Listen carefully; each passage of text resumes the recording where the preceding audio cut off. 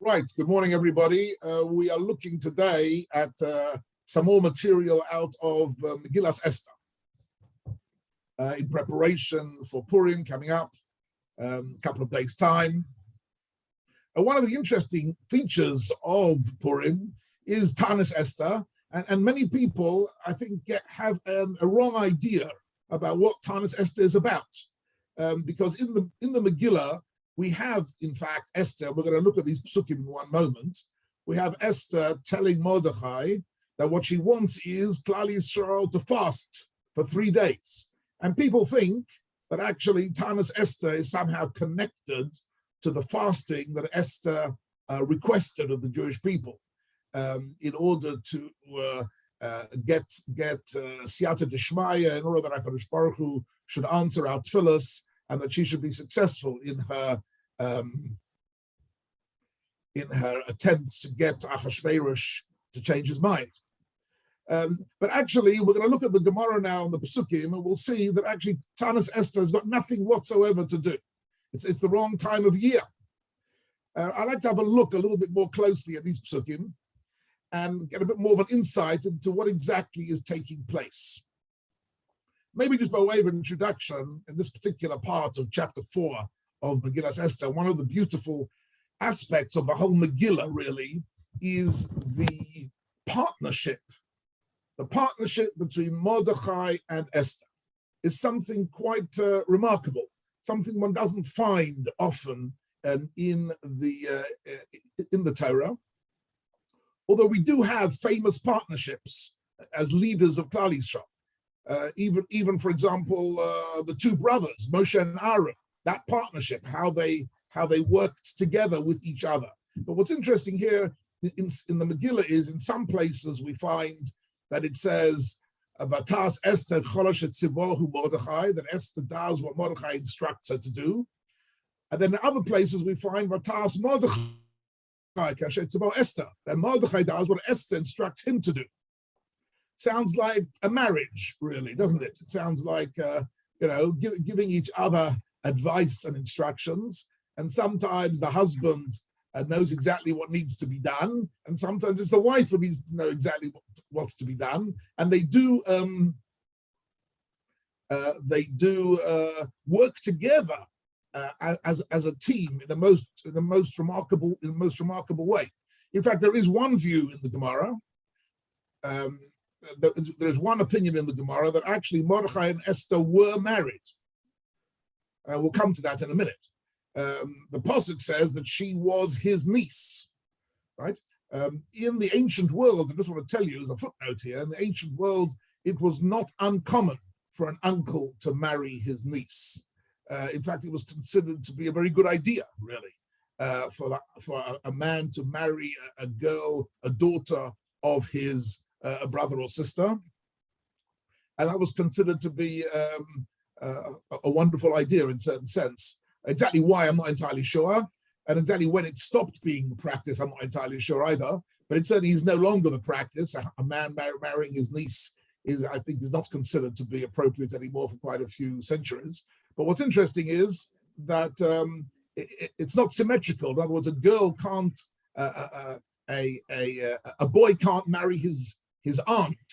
A girl can marry her uncle, but a boy can't marry his aunt. An aunt is one of the aroyas. Exactly why these halachas are the way they are is a subject for a separate shir. It's quite a complicated system. But for those people doing Daf Yomi, you will find that Masechas Yevamos introduces you to everything concerning these issues, and you'll find out more than you ever wanted to know about on this particular subject. But let's have a look for a moment at what happens when Mordechai comes and he instructs Esther that she has to do something. So this is a famous, we've already, in our shir, we've already looked at a couple of issues. If you remember, last week we looked at Amalek and Asher Korcho Baderech and the implications of Korcho and Mikre. We looked at some of that aspect of the background of Megillas Esther. But today I want to look a bit more closely at what is really the critical moment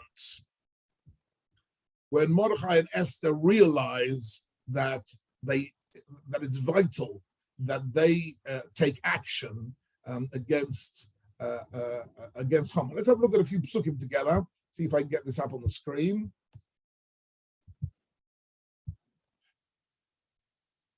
Okay, do you see a text? See a text? Good, lovely. Always have to check that we've got our technology right. So let's just back for a minute. The psukim that we've got on the text in front of us, pick it up in the middle of a conversation. Mordechai has said to Esther already, I'm telling you the passage before what's on the screen. If you're going to be silent, then there will be another solution. I mentioned to you already that this is actually quite a surprising thing for Mordechai to say. Mordechai seems to have been supremely confident that the decree of Haman, the genocidal decree of Haman, would not take place and that Klal Yisrael would be saved. Mordechai is quite confident about that. Where his confidence come from? So I explained a little bit in a previous shir that he knew that Mechias Amalek, right, was an essential prerequisite for the Binyan Habayis. That actually they were on the verge of coming back to Eretz Yisrael to build the second temple, the Bayis Sheni. And before you build the Bayis Sheni, you have to engage in the destruction of Amalek. This is an idea that I mentioned in a previous shir. And Mordechai realized that Haman was the Amalek who we could overcome. The question was how to go about it. So he goes to Esther, and he says to Esther, you must go and throw yourself at the feet of Ahasuerus and beg for mercy. And that is a very sort of, how shall I put it, a very sort of male, direct, confrontational attempt to solve the problem. Ahasuerus is the man who's got his finger on the button. Go to him, throw yourself at his feet, use the fact that he finds you beautiful, and get him to change his mind. Esther realizes that it's no good asking Ahasuerus for mercy for a simple reason, that Ahasuerus doesn't have any mercy. He's not somebody, he doesn't have that gene. He doesn't have any rachmanas, he has no rachamim, he has no sympathy or empathy. Ahasuerus is a king who is completely submerged in kinor, taiva, and kovod, right? He's interested only in his own egoistic self-indulgences.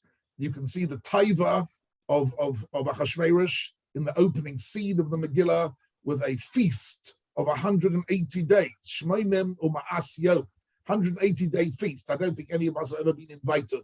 We've been invited to a few big weddings and bar mitzvahs in our times.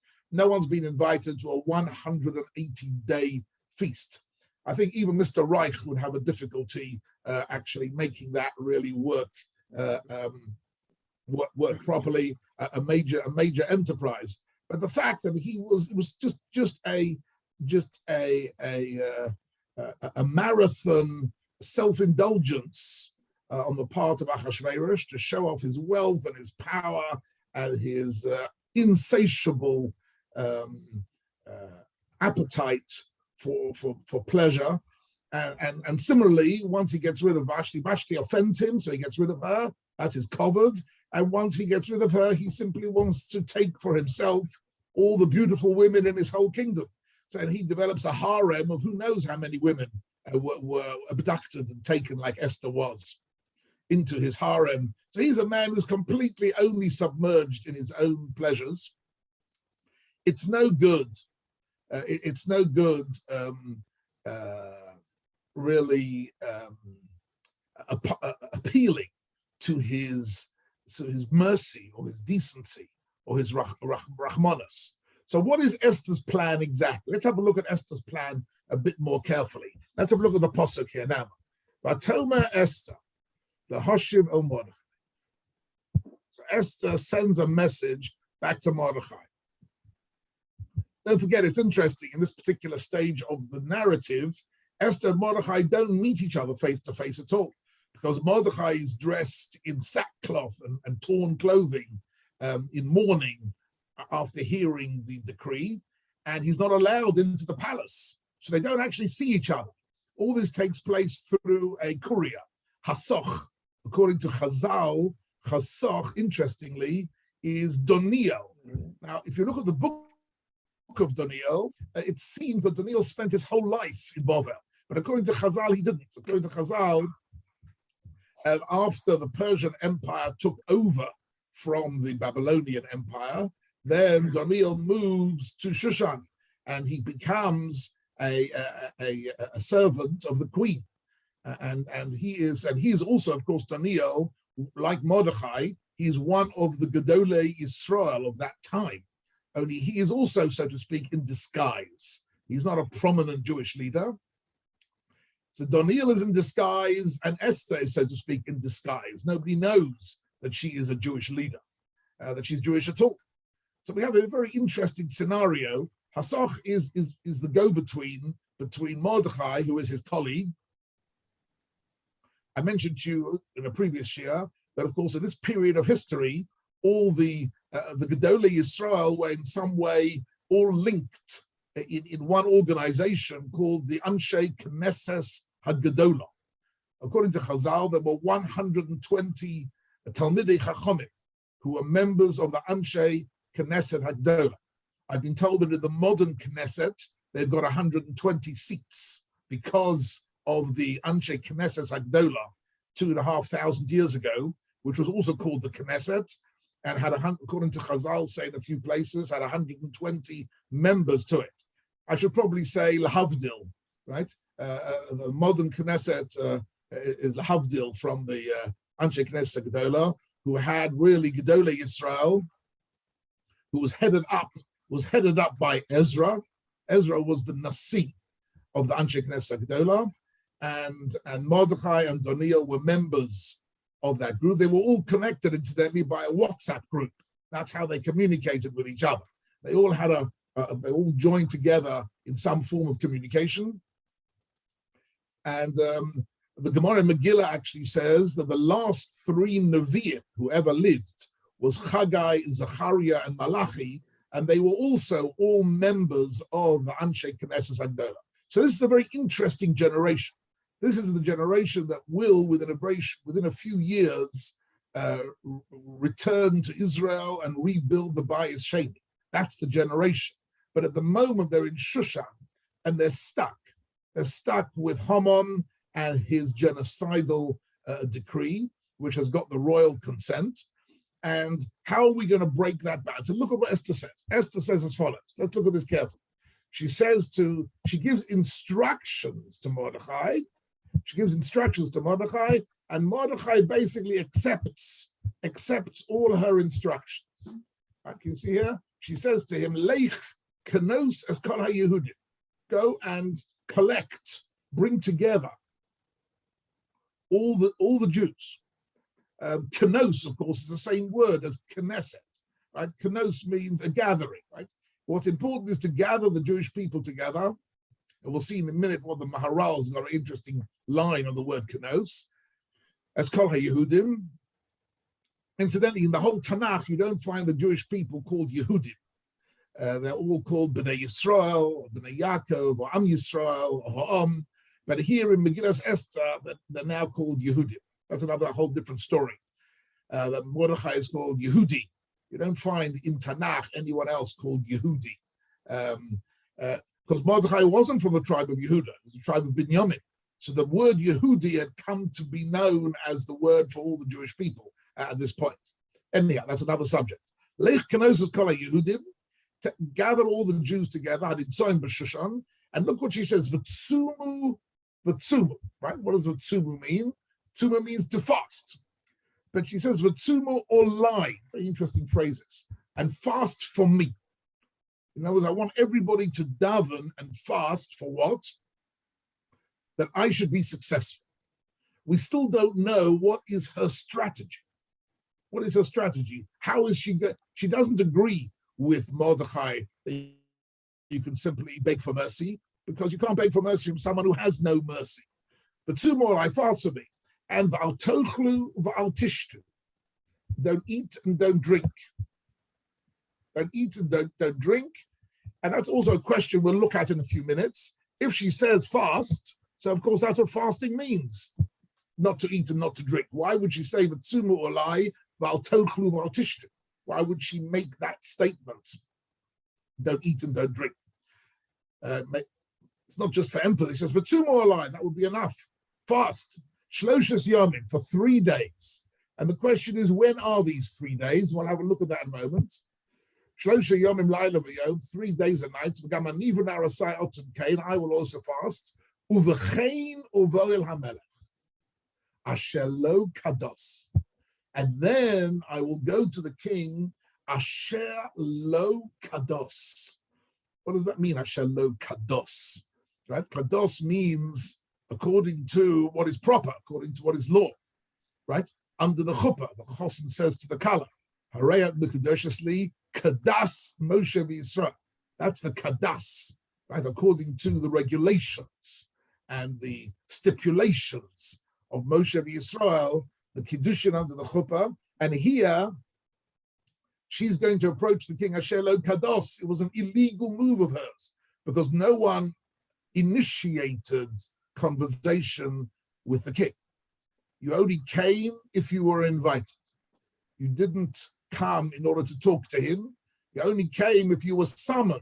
If the king summoned you, then you came. There's an interesting mefarshim here, just by the way, on the word uvechein. Lots of interesting things. I'll just pick one of them, and that is in the Avudraham, the explanations to our tefillas for Yomim Noraim. On Yomim Noraim, does the word uvechein ring any bells with anybody? When do we say uvechein? Any offers?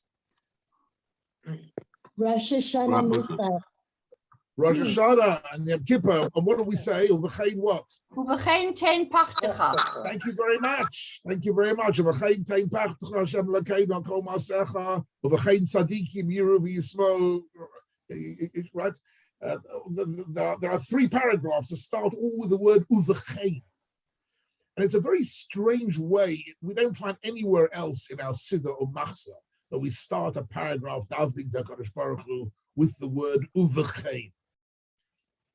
Uvechein, it means, and under these circumstances, really it means that this is what I have to do. This is what is required. And Avudraham here, one of the famous early commentaries on our Siddur, says that when we say on Yomim Noraim, uvechein tein pachtecha Hashem Elokeinu, uvechein tzadikim, we are actually alluding to this pasuk in Megillas Esther. And the word uvechein means uvechein ovoi el hamelach asher lo kados. Uvechein means I am now approaching the king, asher lo kados, even though I am not worthy. It's not correct for me to approach the king, says Esther about Achashverosh. And that is our sentiment on Rosh Hashanah Yom Kippur. We're standing before HaKadosh Baruch Hu, even though we don't really deserve to stand before him. Right? It's an expression of undeserving. It's a question. It's an expression of feeling that you're going against what is correct. Right? And then she says something else quite extraordinary. She says, "Bakasha ovadati, ovadati." And if I'm lost, then I'm lost. Now, what does that mean? If I'm lost, then I'm lost. Anybody got any suggestions? What does she mean? Ovadati, ovadati? Any suggestions? If I'm lost, right, then I'm lost. And anybody got any ideas? If I'm rejected. Yes, so it could be. If he rejects me, then I'm rejected. In other words, I'm going to try my best. If I'm rejected, 1 second, I'm just trying to find my. If I'm rejected, then it can't be helped. Of course, it could also mean worse than that. Kasha ovodati means. I die. Anybody else got any ideas? Ovodati means. If I die, I die. If I die, I die. If I die, I die. And the simple pshat is that it could be that it was a capital offense to approach the king without being invited. Right? I could be executed by the guards. The guards might have instructions to execute anybody who has the audacity to approach the king without a formal invitation. So, kasha or vanity. I must tell you here something else in the Gemara, which I find very fascinating, which the Gemara, so we know what happens in the end, right? They go to this party together, and Esther accuses Haman, and the king accepts her accusation. We'll come to that in a minute. But how did Esther know that would work? So the Gemara says, no, what was her original strategy? Does anybody know what her original strategy was? Her original strategy, this is what the Gemara says, kasha ovodati means Esther was going in on a suicide mission. That's what she was doing. Esther was going, she said, right, this is it. This is the end of my life. I'm going in on a suicide mission. What was her plan, says the Gemara? She was going to invite the king and Haman to a mishte yayin, to have a drink together. And at that occasion, she was going to tell the king, she was going to make a fake confession. You've heard of fake news. She was going to make a fake confession. She was going to confess, in inverted commas, that she was having an affair with Haman. That she and Haman were having an affair. And once she had confessed to that, the king would have no alternative but to execute both of them. And that was her plan. That was her plan. She said, it's no good begging the king for mercy, but the king is a ruthless and a jealous man. And if I confess, in inverted commas, to an affair, then he'll have no choice. And then we'll have got rid of Haman. And that was her suicide mission. An amazing idea, that. It's not something we ever think about when we read Megillas Esther, but it fits very well into the phrase kasha ovodati, which means she says, look, okay, that's it. I see the Jewish people are in danger. I'm willing to give up my life, right? One could imagine that. One could imagine in the Second World War, if somebody had an opportunity, I don't know, to get close to Hitler, and he would take a suicide bomb with them and blow himself up together with Hitler. If you have such an evil person, then the idea of sacrificing one's life in order to get rid of that person is a strategy. Chas v'shalom, one should never have such a situation. But they're in wartime and in extreme circumstances, that was her plan. Kasha ovadati. It's one of the saddest moments, really, in the whole Megillah. We'll see in a minute that Rashi actually brings us another suggestion of kasha ovadati. But let's just go back to the text now for a minute.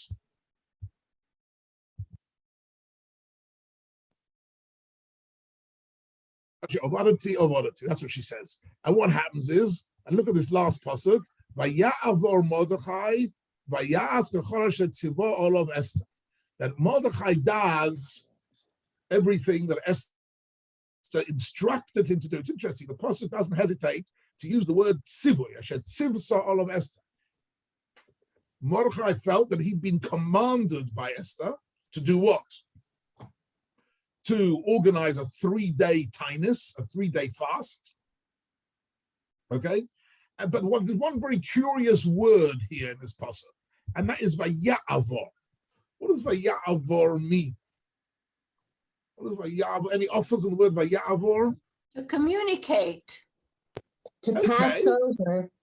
All right, it could be that it means that he communicated Esther's message to the whole of the Jews of Shushan, that they were set to fast. Any other offers on vaya'avor?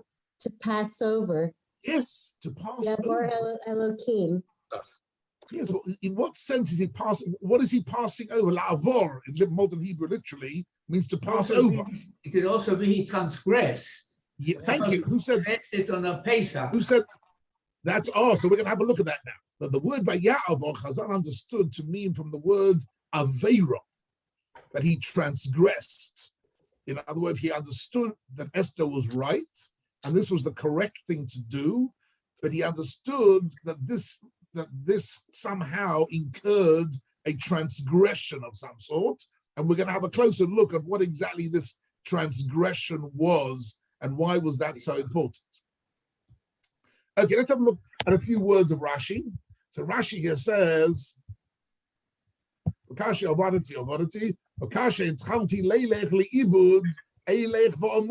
Rashi. Right? I'm now going on a path of transgressing the rules of the king, and I could get executed for this. I'm willing to risk my life. Or, as we said before, she would make a fake confession. All this is kasher obadati. Umedrash agoda, says Rashi. But there is also a medrashic idea. Kasher ovadati mi beis abba ovad mi mech. What is that? Kasher ovad, just like kasher ovadati, like I was already lost once. Ovadati, I'm going to be lost again. So what's the medrash saying? So this is the opinion in the medrash that she was the wife of Mordechai, right?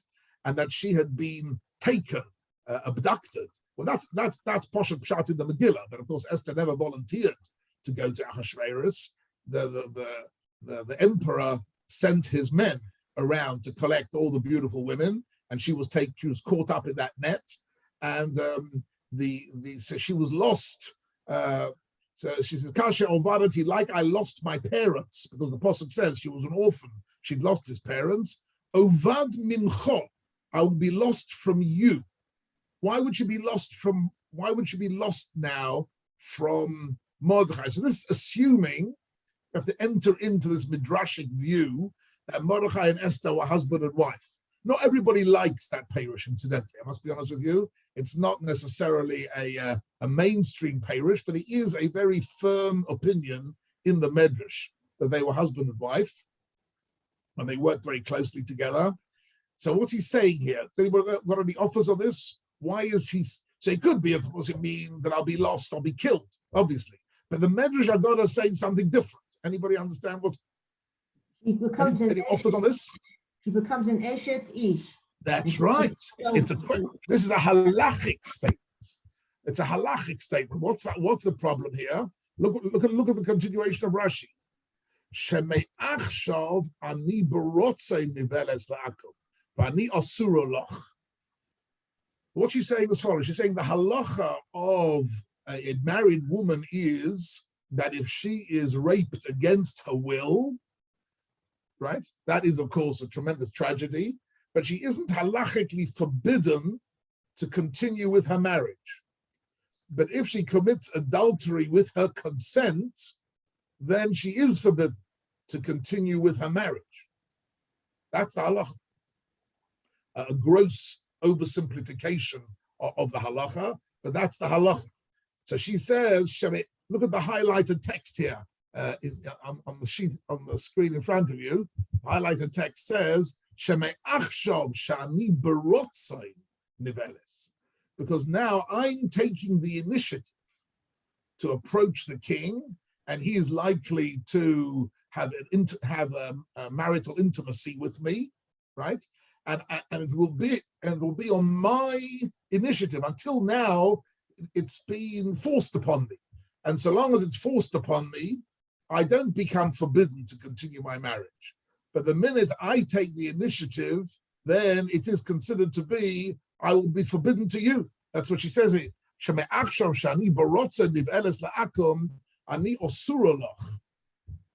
I will be, in other words, what she's saying to Mordechai is, if we survive this, it's the end of our marriage, according to that view that they were married. Because now that if she's going of her own initiative to the king, and if he then has intimacy with her, then that in fact puts an end to her marriage to Mordechai. Okay, anyhow, the whole point is we've got three different perushim to what it means, kasher ovadati, and the Balkore of Megillah. If you have a good Balkore, there aren't many good Balei Kriya around, actually, for Megillah's Esther. Unfortunately, in many shuls, Megillah's Esther is just read by a teenager as a speed reading exercise. It's not really it's not really done properly, not with the right nigunim, not with the right kavanas, not with the right grammatization. It's a pity. If you can, ladies and gentlemen, try and find a reading of Megillah which is done a bit more slowly and a bit more accurately, but the accurate reading of this pasuk is that the words kasha or vadati are sung in the tune of Eicha. There's a little bit of Eicha in this pasuk. The kasha of vadati means this will, if I'm lost, then I'm lost, and that will be a churban. That will be a tragedy. So try and find a Megillah. I'm still trying. I haven't found one yet myself. I'm still shopping around here in Efrat to find a Kriyas Megillah of somebody who I think will do a decent job. I don't know, for some reason, particularly here in Israel. I mean, I love being here in Israel, but one of the downsides in Israel is the incredible speed of davening and of Kriyas HaTorah, which drives me round the bend. Must be honest with you. I go to some shuls and the davening and the Kriyas HaTorah is done at the speed of light. Maybe Rabbi Katz. Rabbi Katz in Efrat. Right, the singer. Yes, Rabbi Katz, the singer. He might do it properly. Okay, that's a good piece of advice. I hadn't thought about that. And I'll make a note of that. 1 second. I'll see if I can find if he's doing the Megillah. Because I always used to enjoy at Nair in London, we had a Kriyas Megillah, which took a long time, and nobody was in a rush. No one had any business meetings to go to, and nobody was under pressure. And it took as long as it took, and everybody enjoyed it. And it was done with all the right nigunim. Kasha ovadati. Right, as I say, davening at the speed of light is something I just can't manage. If it's at the speed of sound, I can still manage it. But the speed of light, I can't follow that at all. It doesn't work for me. Anyhow, there is here some interesting material here. I just want to share with you for a few moments in the writings of the Maharal. Now, the Maharal wrote a whole book called Or Chadash on Megillas Esther. A whole sefer he wrote just on Megillas Esther and on Purim, Or Chadash, with some very, very beautiful material in it. And he writes here as follows: Leich kenosis kol Yehudim. What is this referring to? So he says, Dovoze romzoloi alat tefillah. This is connected to a way of davening, sheyispalalu. The Klal Yisrael should daven together, but not individually. I want you to understand what's going on here. The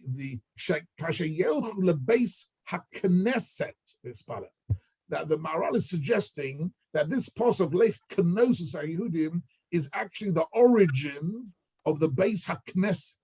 The word Knesset as a shul comes from this word Leich Kenosis HaYehudim, and I'd like to also mention to you that in the halachic history of tefillah, it was exactly at this time, and possibly on this occasion, that the Anshe Knesset HaGedolah instituted a new halacha.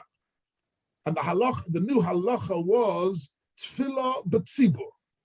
Tefillah b'tzibur didn't exist previously. Tefillah b'tzibur was a rabbinic creation of the Anshe Knesset HaGedolah. The mitzvah of davening is there in the Torah from Har Sinai.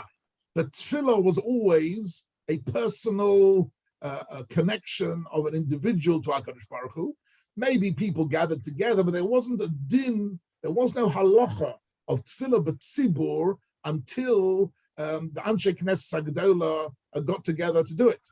So the Maharal is suggesting here that it was at this point that Esther was suggesting to Mordechai, it's not good enough for people to stand in their backyard and daven, everybody individually. You need to daven in a Beit HaKnesset. And if you ever wondered why we use the word Beit HaKnesset rather than Beis Tefillah, why do we call it Beit Knesset? Knesset simply means a gathering. It could be a gathering of people getting together to drink coffee together. Why do we use the word Beit HaKnesset? The Maral is suggesting it's this passage in Megillah Esther chapter 4, where Esther said, Lech kanos es kol Yehudim, that to gather them together, to fast and to daven, right? That's what he says here.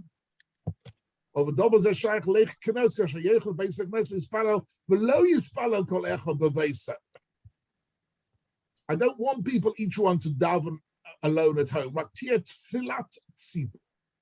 we need is a tefillah of everybody together. That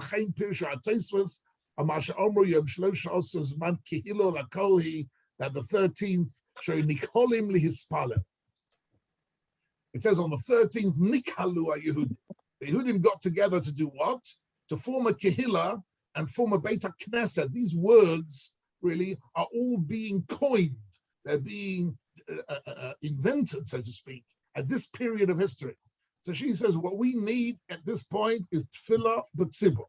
We need to have a Beit HaKnesset, kenosis kol Yehudim. It says here, and this pasuk is mashma sheikonis osam b'yachad, that the Klalis have got to get together, and that the tefillah in some way is amplified by being a tefillah, a b'tzibur. If you look in the Rambam Hilchos Tefillah, chapter 1, he describes the history of how we came to daven the way we daven today. And he says explicitly, this is until the time of Ezra and the Anshe Knesset Gedolah, which is exactly this period of history, people davening was an intensely personal, spiritual experience. It wasn't a communal experience. It's only at this point of Kenos as Kol Yehudim that it becomes a communal experience. And this was part of the genius of Mordechai, Esther, and it was Ezra who then legislated. Yeah. Unless you want to just shut this on. I want to hear the rest of it. Yeah. Okay. Let's just continue the morale for a minute. The Yesh of Farish Gamkein, Shuremez al Shanenu Misudas Achashverosh. Chazal took the view that one of the Averis that Klal Yisrael did at that period was that they joined in the Sudat Achashverosh, that 180-day feast. They should have boycotted it.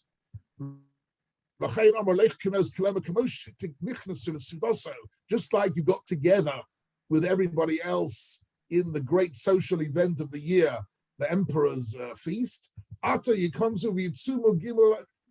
Similarly, to do tshuva, you have to get together and fast. Okay, etc., etc., etc. Right. So then he says, that they were asked to fast. Keneged osom she'ochlu v'shosu b'sudas achazreish. Keneged zeh lo yochlu v'yishtu shloshis yomim.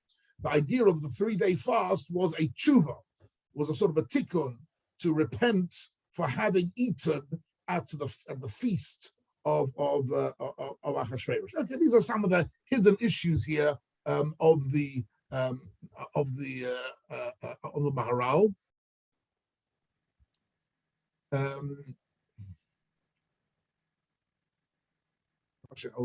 Oddity. Oh yes, I wanted to have a look at the question of. Okay, so I want to now have a look at the question of what were these 3 days, and then we'll come back to Tanis Esther. But what 3 days was she talking about? So let's have a look here.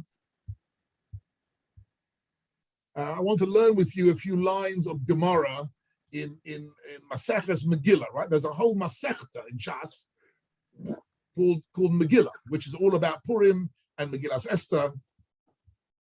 The last chapter actually is about all the different Kriyas HaTorah and Haftorahs for the whole year. That's in Megillah.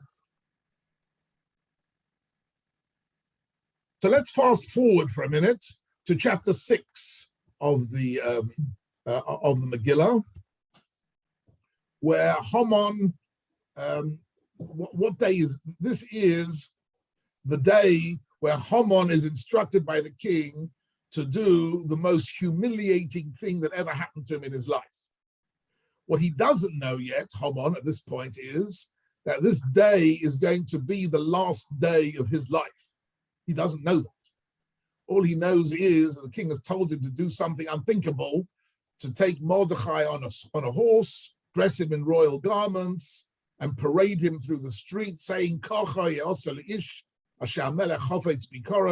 this is a man that the king wishes to honor. But this all happens on the last day of Haman's life. I want you to focus for a minute.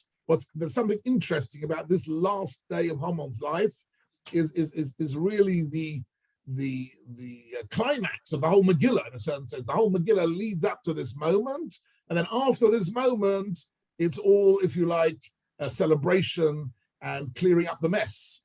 But this is the moment that it actually happens. So at the second Mishteh Yayin, the second drinking party that Esther has with Achashverosh and Haman. So have a look here what it says here in chapter 6.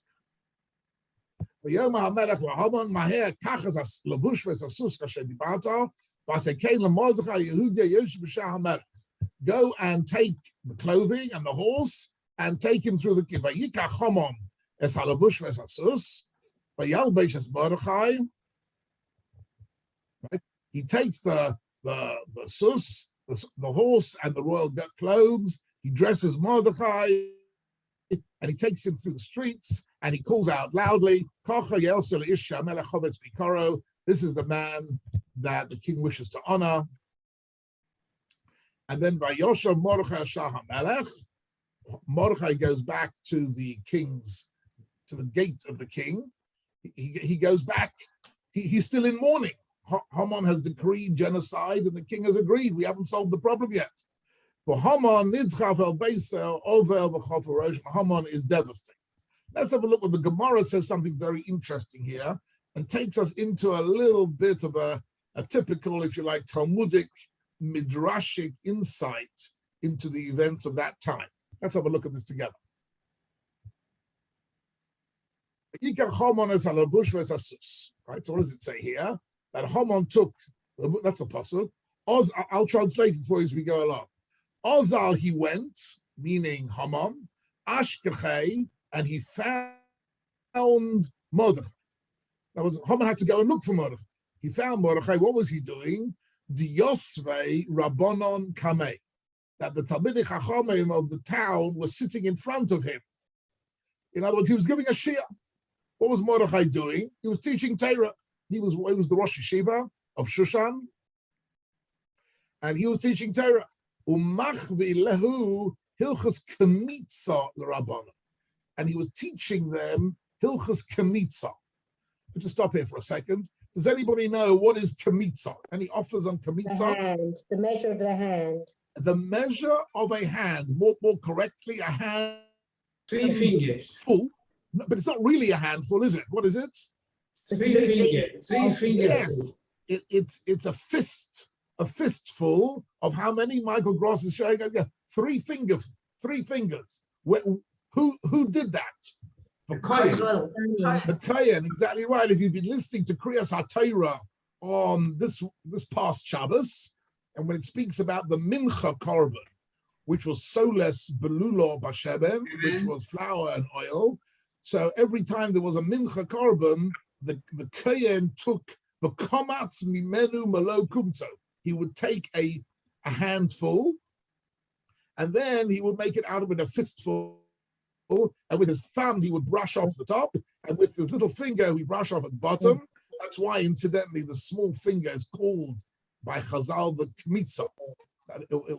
That's the name of the little finger, because that was its job to sort of clean up. So it's actually just 3 fingers of flour. How much flour can you get in 3 fingers? Not much. It's a sort of a clenched fist of flour is taken out of the whole bowl of flour. Imagine a massive bowl of flour. The Kohen takes really just a few grains of the flour. He puts them on the Mizbeach, and then the rest of the flour is made into bread. Not chometz, incidentally, but it's a certain type of matzah. It looked probably like a pita or a lafa, right? And that was the food of the Kohanim. That's what the Kohanim ate, right? 7 days a week. They ate this bread, the bread which came from the minachas, all the different mincha, and every korban tzibur, right? Every time we read in our Musaf, we say Roshi Chashechem Tekriva Ola Lashem, etc., etc., etc., and then we say Umin Chasav and Iskeihem Kimeduba, and every korban was accompanied by a mincha, and the mincha needed a kamitza, right? And where is all this described? It's described in the Gemara. There's a whole maseches. There's a whole masechta called Minachas. Maseches Minachas deals with how the mincha korban was brought and the way it was put on the mizbeach. And what's interesting is that the tiniest fraction of it, really a few grains, was taken by the kohen and put on the mizbeach, and the rest was eaten. Here is Mordechai teaching the Rabbanim Hilchas Kamitza, right? Why is he teaching them Hilchas Kamitza? Why is he doing that? Why isn't he teaching them Hilchas Shabbos, Hilchas Yontif? Dina thinks she knows. Yes, Dina. Because maybe he really felt the Gula was coming. They were going to go back to Eretz Yisrael and have the Beit HaMikdash again. Okay, it's certainly, well, that's partially true. He certainly felt that there's soon going to be a Beit HaMikdash going. They felt that they were missing the Beit HaMikdash, they didn't have it. And we have a general principle of Unashalmo Porim Sfaseinu, which means in the absence of Korbanos, we should learn the Torah of the Korbanos, and at least that thereby we capture. That's what the pasuk in the Navi says, Unashalmo Porim Sfaseinu. We will use our lips instead of actually bringing the Porim, instead of bringing the Korbanos. We will use our lips to learn the Torah, and that's in fact why every morning before Baruch Sha'ama we say Korbanos. We say Korbanos instead of actually bringing the Korban. We learn the Torah of the Korbanos, right? And now we're starting Sefer Vayikra, all the parshas of Vayikra, Tzav, Shemini, all about Korbanos. We're learning it even today because instead of actually bringing the Korban. But why Kamitza? Rashi's concerned about this question. Why Kamitza and why is that significant? Let's get back to the text for a minute, Rabbi. Rashi says, so okay, I'm going to skip a few lines of the Gemara here because it's a little bit Omar Lahu. So Haman asks him, but my askisu, what are you busy with? What are you doing? Haman asks Mordechai. So Mordechai says, there's a mancha Beis HaMikdash Kayim, when we had a temple, mincha, anybody who brought a mincha sacrifice of flour and oil, he could bring one fistful, one kamitza of the soles of the flour, and that would bring a karbana, that would bring a kapara.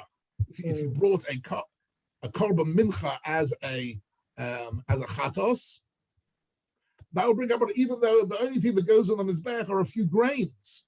Amalahu, so this is the last piece of the Gemara here. So Haman says to Mordechai, also malay kumtse kamcha ditchu, your fistful of grains are more powerful. The dochi means from the word nidche, have pushed aside aseres alofim kikar kesef didi, my 10,000 kikar kesef.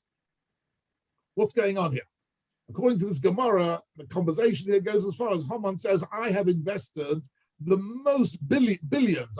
I've invested a phenomenal amount of money to donate to the king in order that he should agree that I should destroy the Jewish people. Aseres alofim kikar kesef.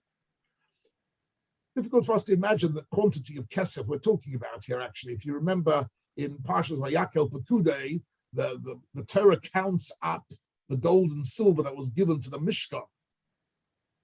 So it says there that the 600,000 men who each gave chatzi shekel, so if you have 600,000 chatzi shekel, you have 300,000 shekel, right?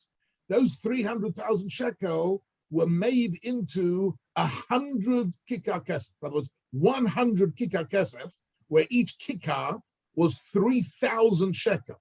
So we're talking about real big, enormous silver, what do they call them? Metal pieces, metal... Ingots. Ingots, thank you. Metal ingots. silver ingots, which weighed a kikar. A kikar was 3,000 shekel. So basically, all the 600,000 men giving a chatzi shekel, it added up to only 100 kikar kesef. Haman is giving 10,000 kikar kesef. So he's giving 100 times as much silver as the sum total of the entire chatzi shekel of the entire Jewish people. Right? So we're talking about a massive amount of money. Says Haman, I thought that with that money, I could somehow buy the right to do as I wish with the Jewish people. And you are coming to me, against me, with what? With a few grains of flour, a fistful of flour. Right?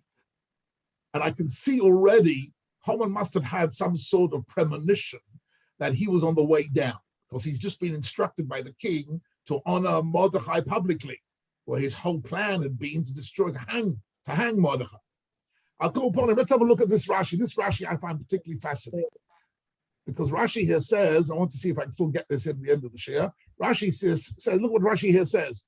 Hilchos Kamitza. Why is he learning Hilchos Kamitza? Listen to this, Rabbi, the last 5 minutes of the shir. It says Rashi, Doresh be'inyono shel yo. It's an extraordinary thing. Rashi says Mordechai was giving them a drasha, be'inyono shel yo.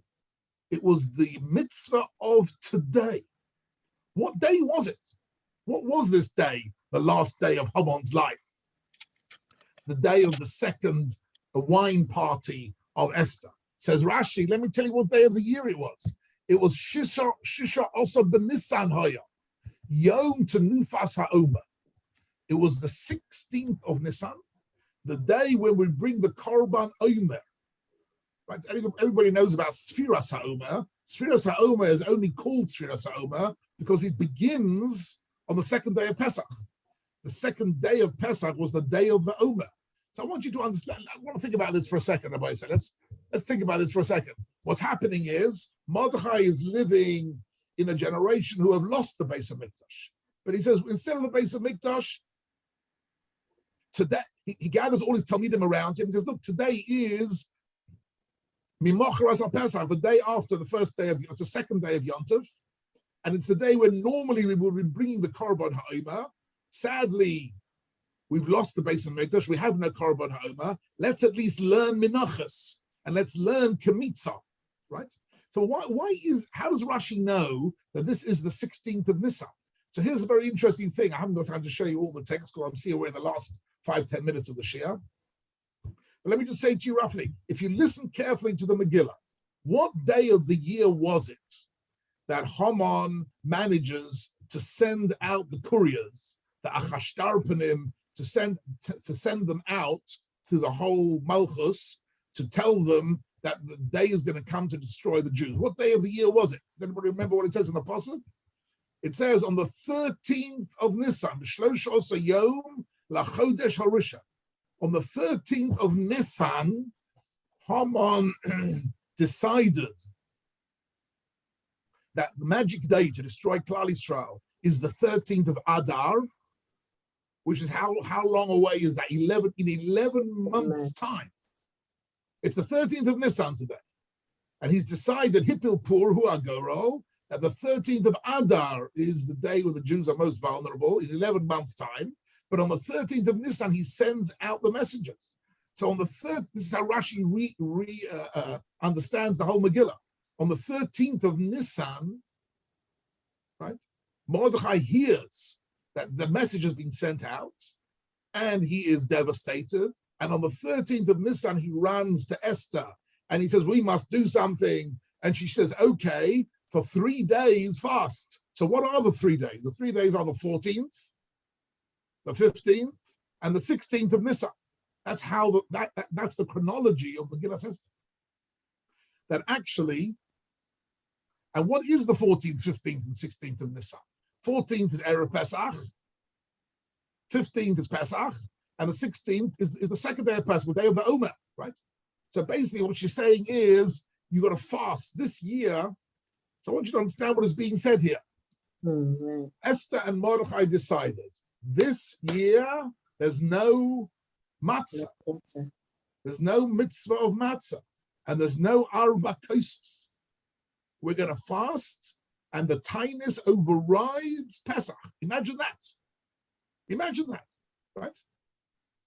That they had the power to cancel Seder night. And in actual fact, that's what the Mepharshim say. I mentioned before when we read the pasuk. She says, "V'tzumu olai v'al tochlu v'al tishtu." Fast and don't eat and don't drink. So the Mepharshim here say, why did she say don't eat and don't drink? She says, don't eat matzah and don't drink wine. And it was not just fasting, but fasting, and it cancels out Leil Seder, right? Because we are fighting for our lives. Right? And you can imagine, in order to get Klal Yisrael to take this seriously, right? This must have had a shock effect on the whole of Klal Yisrael. If Mordechai sends out a message, this year we are fasting over Yom Tov. There's no Sudas Yom Tov, there's no Oneg Yom Tov, there's no Simchas Yom Tov, there's no Seder night, there's nothing. We're just fasting and davening to HaKadosh Baruch Hu to save our lives. That surely focused everybody's mind. They realized how urgent it was. They fasted over Pesach. So she says the Yom Shalishi, the third day, was the day of the Omer, was the 16th of Nisan, was the second day of Pesach, and that was the day which had a special segula. It had a special segula, had a special hidden spiritual strength to override and overcome the enemies of Klal Yisrael, right? And Haman understood this. He said, look, you've taken a few grains of flour, but because it's a mitzvah, right? What is the philosophy behind this, if you like? Once you take a few grains of whatever it is, even a little bit of flour or whatever, a little bit of dust, once it's a mitzvah, it connects you to HaKadosh Baruch Hu. And therefore, it's nitzchi. It has an eternal value to it. My 10,000 kikar kesef are just bits of silver. They're just bits of material silver. But this little bit of flour, the minute you make a bracha over it, and the minute you transform it into a mitzvah, it has infinite power. And now at the end of the Shia, I must show you just one little thing, and that's just the end of the Shia, something amazing. So the Vilna Gaon writes, listen to this, Rabbi, at the end of the Shia, something to say at the Seder night table. Not the Seder night table, I mean the Purim Suda. At the Purim Suda. Look at this. The Vilna Gaon says that 1,000 years earlier, this had been predicted in the Torah. The Torah predicts this 1,000 years earlier. Where do we find this? So this is a very interesting, take out your Tanakh and read Yeshua chapter 5. Yeshua chapter 5 says that the Jewish people came into Gilgal, into Yericho, and they brought the Korban Pesach on the 14th day of the month, right? And look what it says here. Vayochlu me'avur ha'oretz mimocharas ha'Pesach. The day after Pesach, they could already eat the produce of the land of Israel, but they couldn't eat it beforehand because it was Chodosh. They hadn't brought yet the Omer to permit the new harvest. Are you following me? So what had happened? HaKadosh Baruch Hu made a nace that even though during the time they were in the desert, the mon never lasted more than a few hours, this mon lasted for a few weeks until they were able to eat from the land. And then once the 16th of Nisan came around and they brought the Korban Omer, right? They had the Mishkan in Gilgal. They brought the Korban Omer. Then they could eat the new harvest. And then the mon stopped. The mon disappeared. The mon was finished. So that's what it says here. That the mon was finished on the next day. On the next day, which was the 16th of Nisan, they could bring the Korban Omer. They could then eat the wheat that was standing in the fields. And then they didn't need the mon anymore, so the mon was over. Says the Vilna Gaon. This is a beautiful remez, he says. By Yishbos Hamon Machras can be read by Yishbos Hamon. The word Hey Mem Nun is a reference to Hamon. By Yishbos Hamon Machras, that on the 16th of Nisan, with the power of the mitzvah of the Omer, Haman is also destroyed. By Yishbos Haman Mimachras, on the day after Pesach, right, the first day of the Omer, Haman is destroyed, And that's why Sfiras HaOmer and the Omer has got such a tremendous power for the indestructibility of Klal Yisrael. And the enemies of Klal Yisrael are overcome by the fact that Klal Yisrael know how to use even the small grains of flour and transform them into a mitzvah.